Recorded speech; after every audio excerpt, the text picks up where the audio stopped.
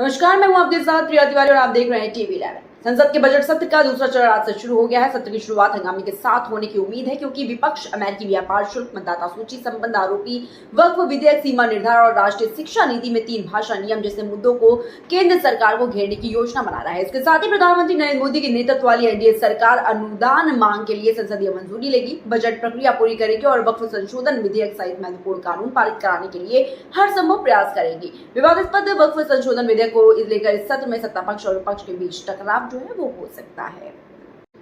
वहीं संसद के बजट सत्र का दूसरा फेज सोमवार को हंगामे के साथ शुरू हुआ। लोकसभा में विपक्ष के नेता और कांग्रेस सांसद राहुल गांधी ने कहा कि देश भर में वोटर लिस्ट पर सवाल उठ रहे हैं। पूरा विपक्ष बस यही कह रहा है कि वोटर लिस्ट पर चर्चा होनी चाहिए। इससे पहले सुबह सदन शुरू होते ही लोकसभा में डीएमके सांसदों ने हंगामा किया। डीएमके सांसद ने शिक्षा नीति और ट्राई लैंग्वेज को लेकर विरोध प्रदर्शन कर रहे थे। वे शिक्षा मंत्री धर्मेंद्र प्रधान के करीब पहुंचकर नारेबाजी कर रहे थे। केंद्र सरकार ने शिक्षा नीति और ट्राई लैंग्वेज पॉलिसी लाई है। इसके तहत स्थानीय भाषा के अलावा अंग्रेजी और हिंदी पढ़ाना अनिवार्य रखा गया है। तमिलनाडु सरकार इसका विरोध कर रही है। उसका कहना है कि हम पर हिंदी जानबूझकर थोपी जा रही है। डीएमके सांसद इसी का विरोध कर रहे हैं।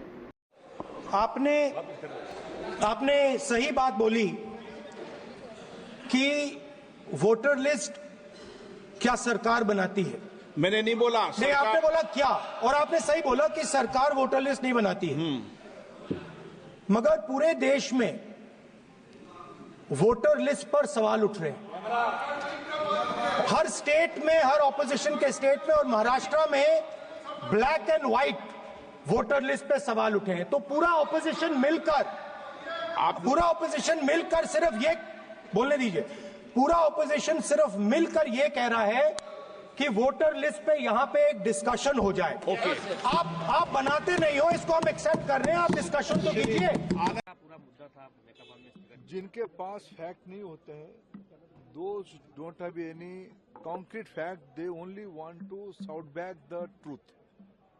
इनके पास कोई तथ्य नहीं है, ये केवल एक हो हल्ला करके एक विषय को भ्रमित करना चाहते हैं।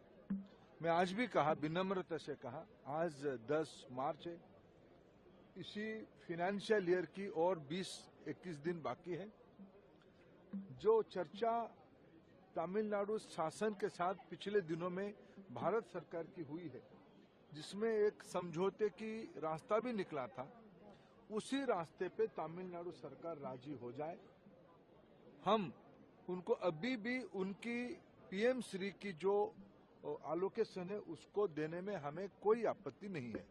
ये अन्य जो 1-2 राज्य उसमें से अनिच्छुक है अभी तक राजनीतिक उद्देश्य से, only for political reason and narrow politics, those don't want to join PM Shri MOU signing program. I appeal to all of them. This is interest, best interest in the PM Shri. Science education is an important part. Innovation is an important part. Language proficiency of mother tongue is an important part. In Tamil Nadu, only Tamil language will be the medium of instruction in PM Shri schools. What is your opposition? I don't understand this one. ये बार बार हम लोग उनको अनुरोध करते आए हैं। और बाकी रहा भेदभाव की, आई with utmost politeness I can cite you few states, those who are non-BJP state. It is Punjab, it was Delhi, at one point of time it was Maharashtra, now it is BJP, at Karnataka. All these are states are implementing PM Shri, also NEP. There are certain views of respective governments about NEP. Let it be. But in a democracy, midway has to navigate. In Tamil Nadu, only due to political harakiri, because they have lot of internal problems, their education minister with few senior MP came to see me.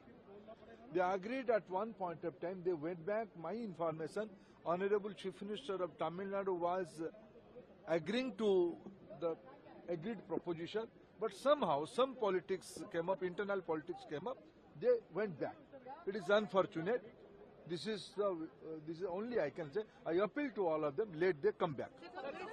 वहीं ब्रज में आज रंगभरनी एकादशी से गीले रंगों की होली शुरू हो गई। वृंदावन में 5 कोस यानी कि 15 किलोमीटर की परिक्रमा के लिए आस्था का सैलाब उमड़ा है। पूरे परिक्रमा मार्ग पर रंग बरस रहे हैं। कोई लड्डू गोपाल तो कोई बच्चे को गोदी में लेकर पैदल परिक्रमा कर रहे हैं। कई महिलाएं दंडवती यानी कि लेट कर परिक्रमा कर रही हैं। सुबह से ही बांके बिहारी के दर्शन के लिए लंबी लाइनें लगी है। बांके बिहारी जी चांदी के सिंहासन पर बैठकर भक्तों पर सोने की पिचकारी से रंग बरसा रहे हैं। वहीं श्री कृष्ण जन्मस्थल पर सतरंगी होली देखने को मिलेगी। यहाँ लड्डू, जलेबी, लठमार और रंग गुलाल से होली खेली जाएगी। ब्रजनगरी में आज 15 लाख से ज्यादा श्रद्धालु पहुंचे हैं। कानपुर की सड़कों और चौराहों पर क्रिकेट प्रेमियों ने जीत का जश्न मनाया है। भारत ने चैंपियंस ट्रॉफी का खिताब जीता। क्रिकेट प्रेमियों ने एक साथ होली और दीपावली मनाई। भारत ने फाइनल में न्यूजीलैंड को 4 विकेट से हराया है। रोहित शर्मा ने 76, श्रेयस अय्यर ने 48 रन बनाए। वहीं राहुल ने 34 रन, हार्दिक पांड्या ने 18 रन बनाए। रोहित शर्मा की कप्तानी में भारत ने चैंपियन ट्रॉफी का खिताब जीता। 12 साल बाद भारत का चैंपियंस ट्रॉफी पर कब्जा हुआ। न्यूजीलैंड ने 50 ओवर में 251 रन बनाए थे। भारत को 252 रन का लक्ष्य मिला था, जिसे भारत ने 5 विकेट खोकर हासिल किया। वहीं खबर उत्तर प्रदेश के सीतापुर से जहां पर 11,000 विद्युत लाइन में अचानक आग लगने से हड़कंप मच गया। आग लगने से गांव के अंदर से निकली विद्युत लाइन में आग लगने से ग्रामीणों में दहशत फैल गई। जलते विद्युत तारों की चिंगारी से झोपड़ी में आग लगी है। झोपड़ी में बंधे मवेशी जलकर घायल हो गए। पूरे मामले का लाइव वीडियो बनाकर ग्रामीणों ने वायरल किया। पूरा मामला जनपद सीतापुर थाना तंबौर क्षेत्र के रामकिशनपुरवा मजरा तंबौर देहात का है।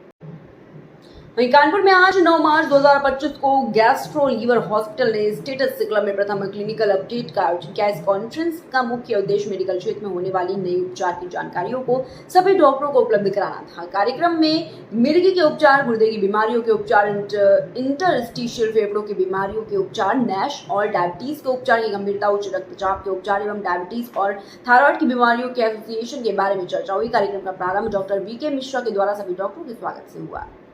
आज मैं doctor Shripad, international cardiologist, gastro liver hospital Swaroop Nagar Kanpur से। मुझे आज बड़ी खुशी हो रही है आप सब लोगों को बताते हुए कि कानपुर में पहली बार ऐसा प्रोग्राम होने जा रहा है जो कि गैस्ट्रो लीवर हॉस्पिटल ने अरेंज किया है, जिसका नाम है फर्स्ट अपडेट इन क्लिनिकल। तो उसका मेन उद्देश्य है कि जो यहाँ पर शहर के और शहर के बाहर के जो फिजिशियंस हैं उनको आने वाली नई टेक्नोलॉजी के बारे में और इवन दवाइयों के बारे में और साथ ही में आने वाले नए ज्ञान के बारे में अपडेट कराना। इसमें मल्टीपल स्पेशलिटीज़ को इन्वॉल्व किया गया है। जो स्पीकर है बाहर की सिटीज़ से और इवन बड़ी बड़ी इंस्टीट्यूट से बुलाया है ताकि वो उनको उसके बारे में जो भी नई चीज़ें हैं वो अवगत करा पाए। ये मेनली 6 स्पेशलिटी को इंक्लूड किया गया है, जैसे कि cardiology, gastroenterology, nephrology, neurology and साथ ही में पल्मोनोलॉजी। तो इन सारे स्पेशलिटीज़ के जो इमिनेंट लोग हैं जो कि यूपी और यूपी के बाहर भी काम करते हैं, उनको बुला के आज ये प्रोग्राम फर्स्ट टाइम कानपुर में किया जा रहा है।